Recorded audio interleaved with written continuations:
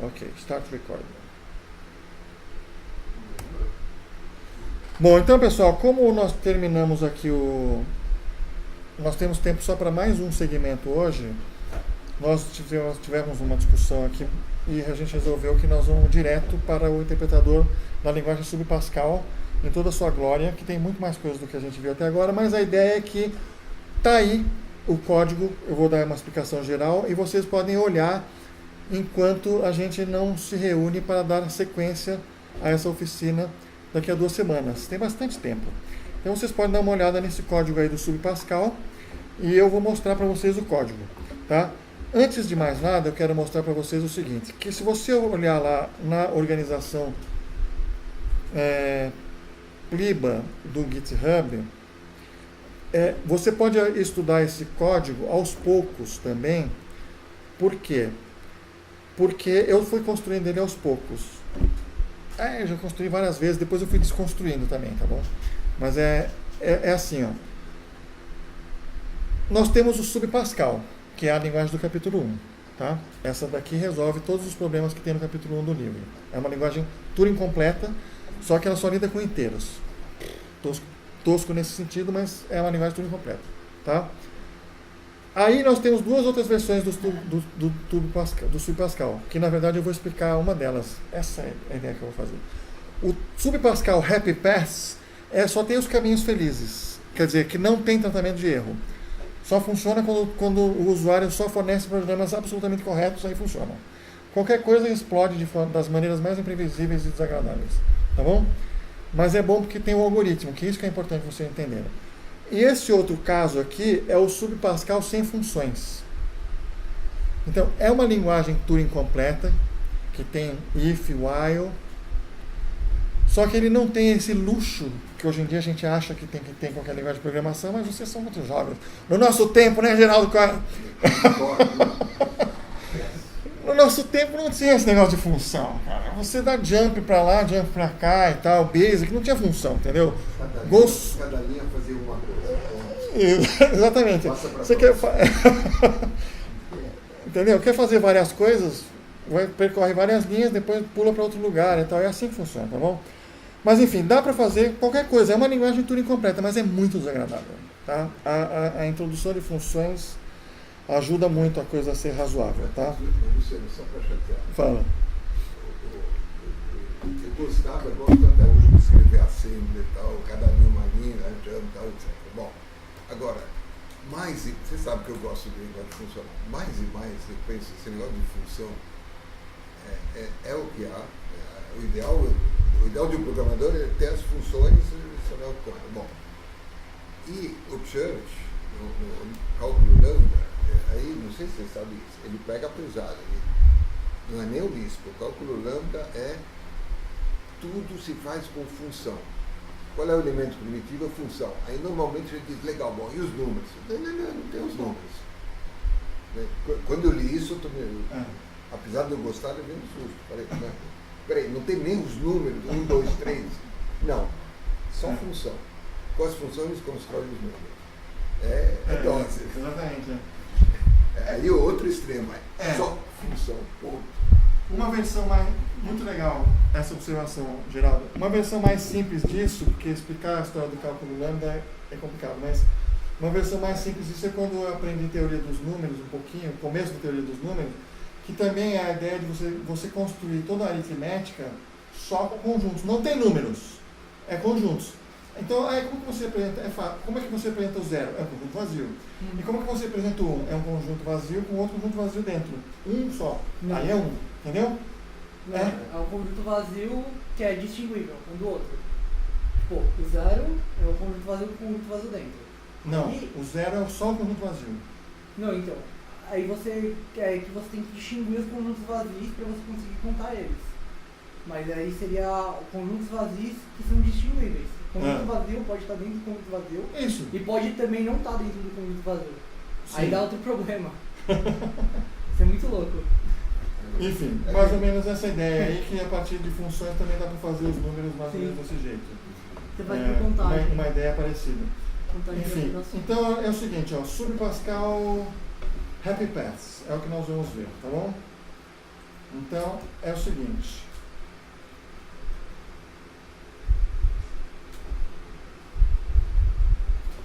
Ó, eu preciso demonstrar para vocês isso aqui, né?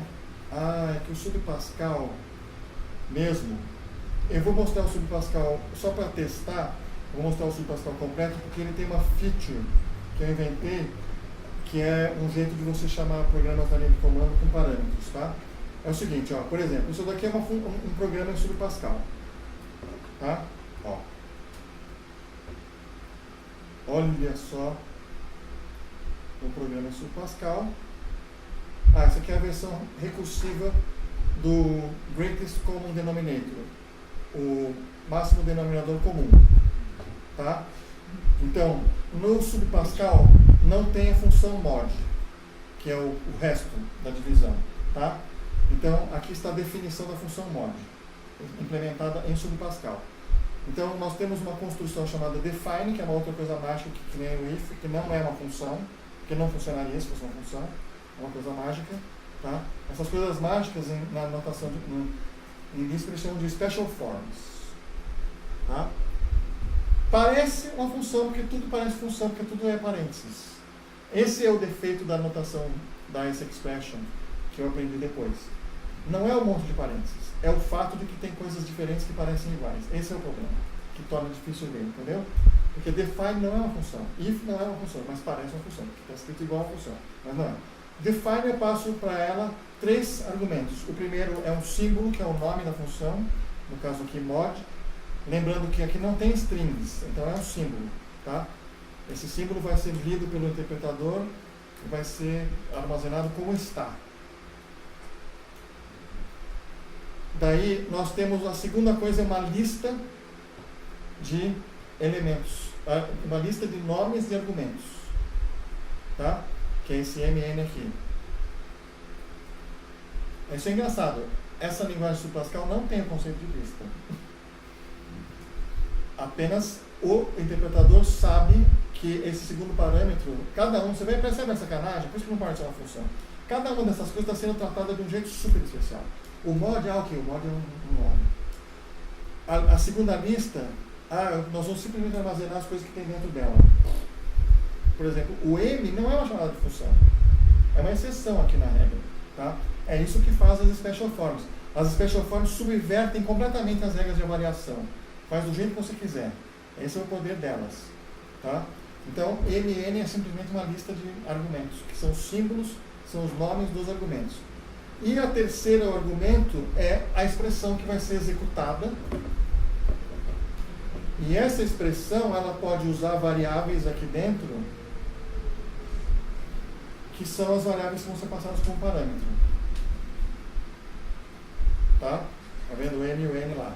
Então, isso é a definição da função mod. Beleza? Aí nós temos a função GCD.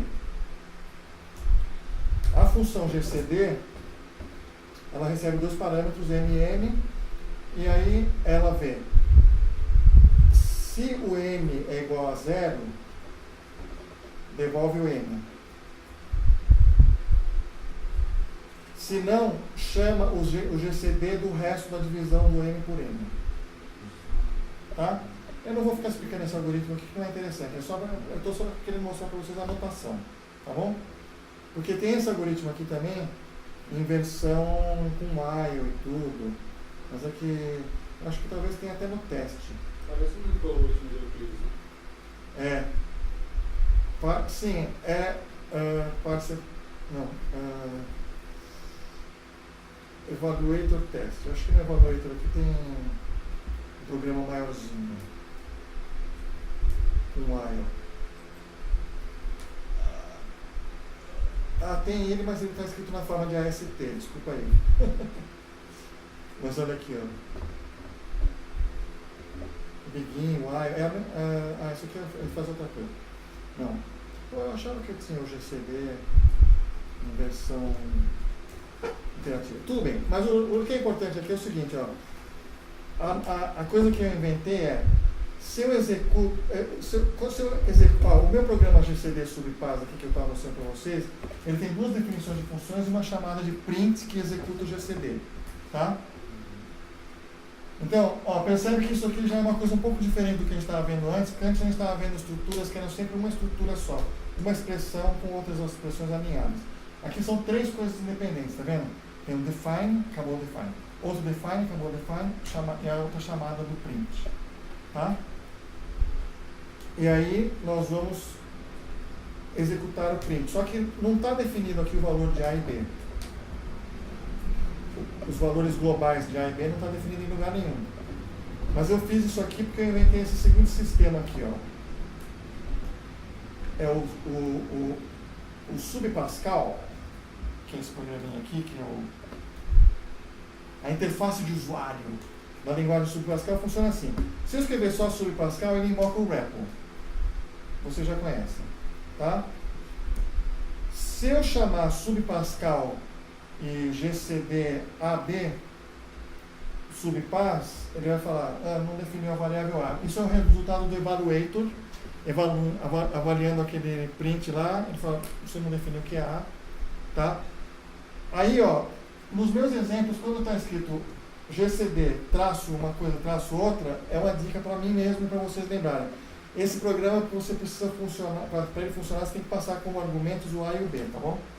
Então, por exemplo, se você passa como argumento, sei lá, o 12, como é que você passa? Assim, ó, A 2 pontos 12, B 2 pontos 60. Não, sei lá, 18.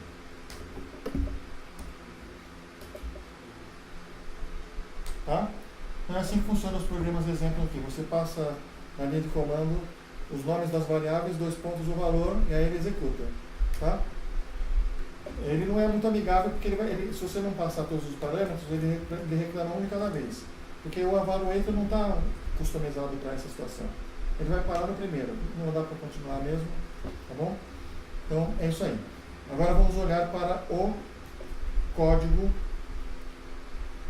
Então, ó, vocês vão ver aqui que o código ele é organizado em vários módulos, como tem o evaluator, tem o parser, que vocês já conhecem, tem o REPL, que eu não expliquei ainda, mas está aqui.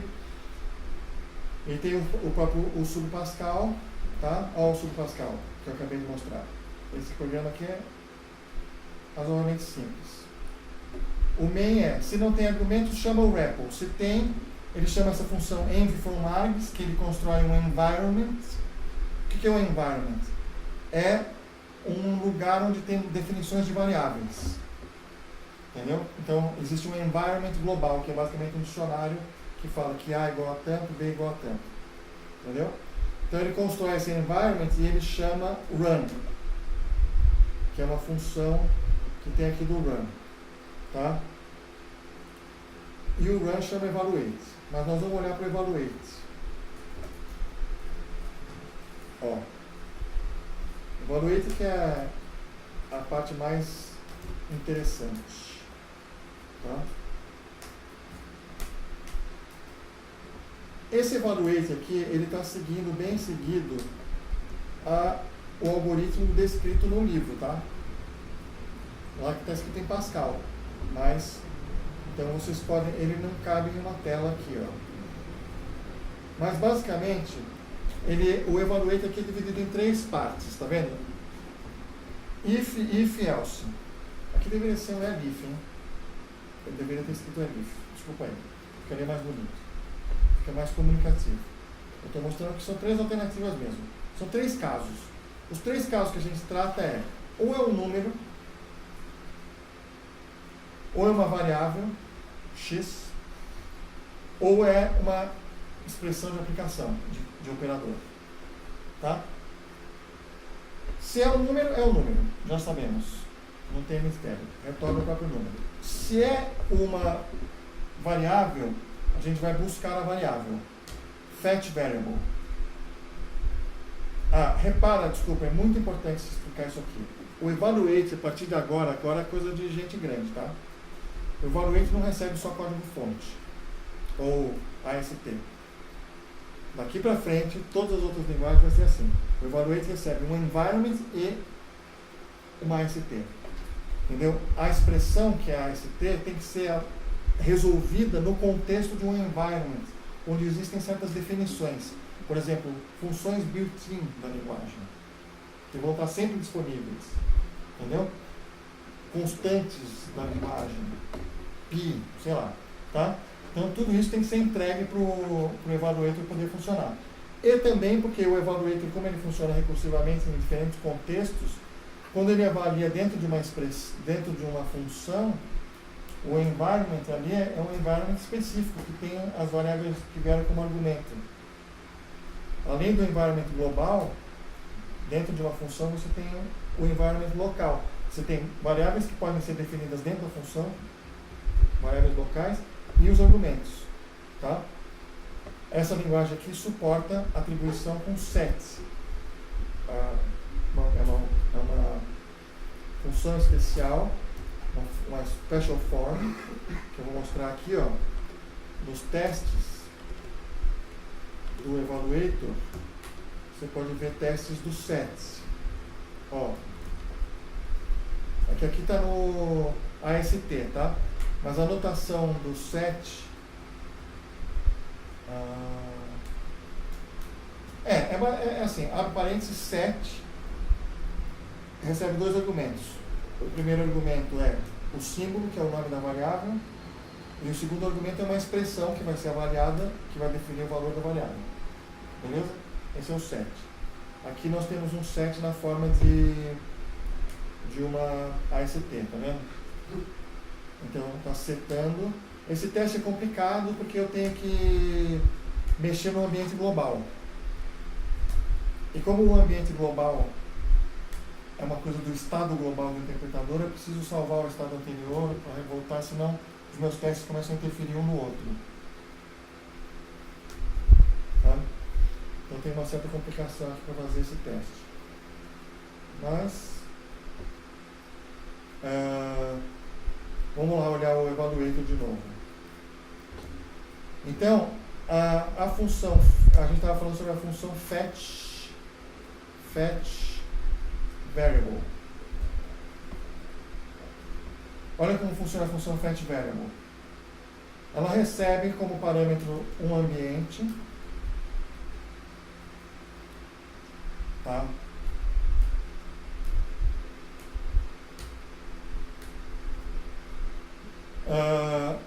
E aí ele verifica se no ambiente tem a variável e devolve esse valor. Se não, ele vai ver se no global env. O global env é um ambiente estático dos built-ins, como se fosse. Tá? Então é uma coisa mais abaixo do que aqueles parâmetros que eu passo pela linha de comando. Tá? Aí ele vê se tem no ambiente global, se não, aí ele vai chamar undefined variable. Tá? Então basicamente ele olha no ambiente, o ambiente dinâmico que foi passado para o evaluate, senão ele vai olhar no ambiente estático global. Olha o que tem no ambiente estático global. Inicialmente não tem nada, mas depois a gente enche umas... Bom, não é mais. Bom, vamos olhar aqui. Ó. Ok, então esse segundo caso é mais ou menos simples. Variável, vai nos ambientes, olha, recupera a variável. Agora, a application expression. A application expression é que tem a novidade, que eu acabei de falar sobre essa distinção importante entre if e por que o if não é uma função, por que o define não pode ser uma função, por que o while não pode ser uma função, por que o set não pode ser uma função. É porque ele tem regras próprias. Né? Quando é uma função, a regra é avalia todos os argumentos e daí invoca a função. Quando é uma outra coisa, cada uma dessas coisas define as próprias regras. E é isso que você está vendo aqui. Ó. O nome do operador, está vendo na linha 188, aqui, ó.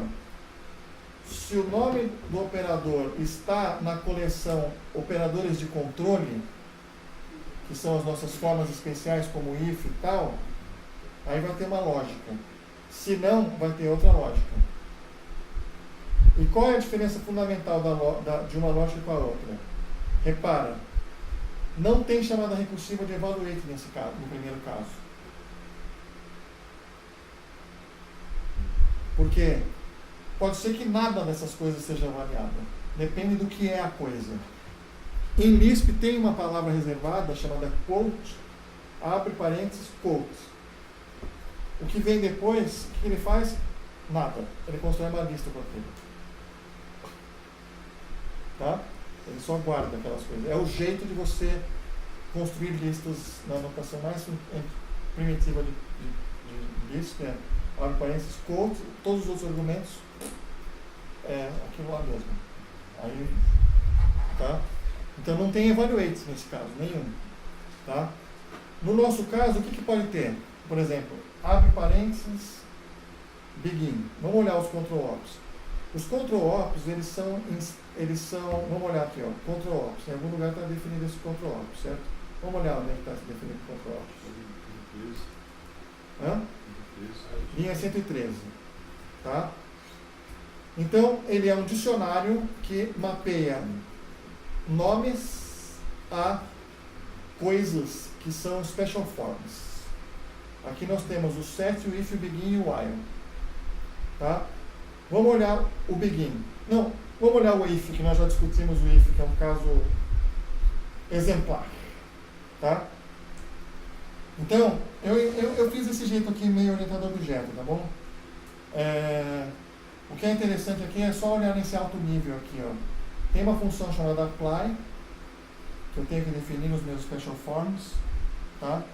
Porque lá embaixo, ó, por exemplo, se for um special form, vamos olhar lá embaixo primeiro. Ó, é um control op, que essas são as special forms, tá? Sim. Então, o statement, o comando que nós vamos executar, é aquele que nós pegamos do dicionário e agora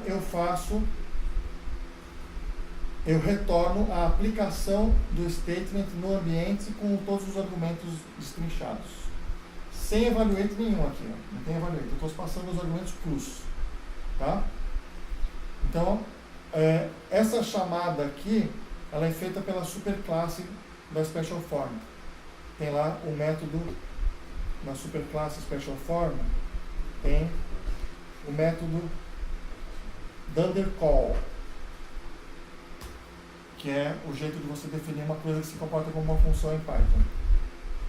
Essa notação dunderCall é o que vai ser invocado quando eu escrevo x, abre parênteses, 7, fecha parênteses, o Python chama o método dunderCall do x.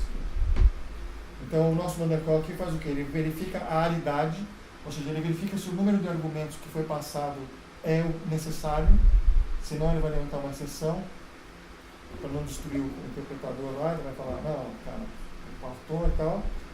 E daí ele chama o método apply. Tá? Isso daqui, esse uso de um call que chama apply, sendo que as subclasses só definem o apply, é um design pattern chamado template method.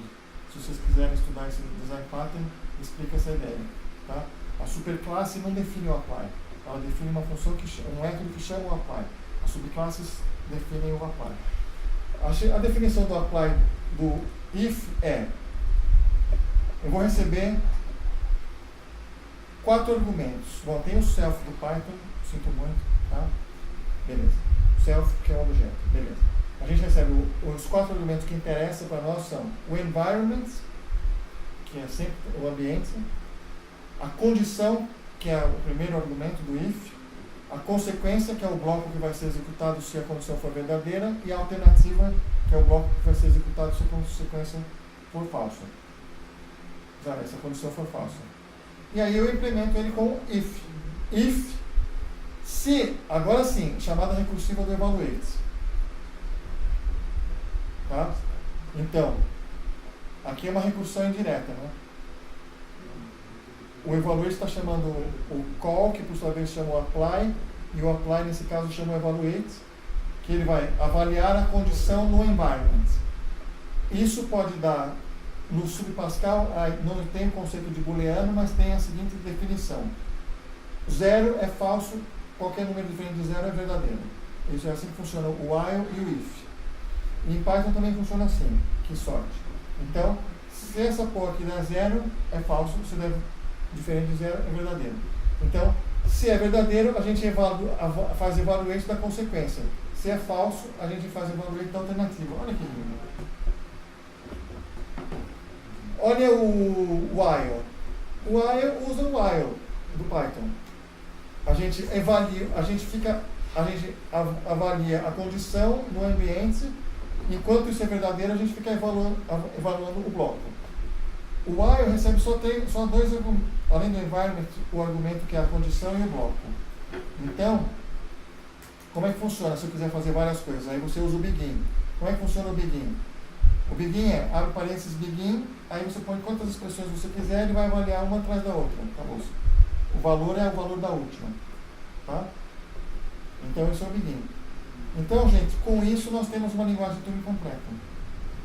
E o nosso evaluate tem essa distinção fundamental aqui entre avaliar um control op, que é uma dessas formas especiais, que cada uma tem as suas regras próprias, elas chamam evaluate quando quiser ou não chamam, faz do jeito que quiser, cada uma inventa suas regras. Ou então, o else aqui é uma função. Se é uma função é simples, a gente faz evaluate de todos os argumentos e daí chama a função.